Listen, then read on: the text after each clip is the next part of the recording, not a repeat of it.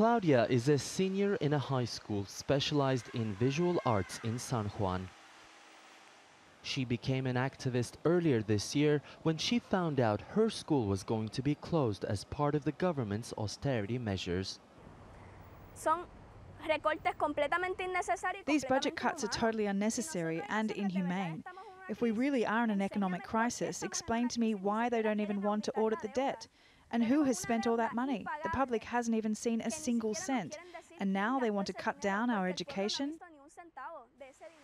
Claudia's school was later taken off the list of closures, but students and staff from another 280 schools are to be transferred to larger schools, farther from their homes. The Department of Education says the decision is based on a sharp drop in enrollment. Hundreds of thousands of families left the island after Hurricane Maria. Some professionals in the education sector are also in favor of the move. Many teachers might not agree with me, but if you look at the structure and organization of our education department, you'll see the necessity to reorganize some of the resources. You can't have schools just for 100 students, while you have massive schools large enough for 400 to 500 students, but not utilizing its full capacity. The government says its plan could save $150 million.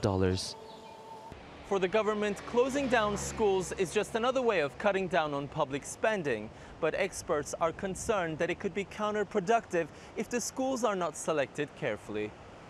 As a former mayor of San Juan, Héctor Luis Acevedo has been advising the government on the decision.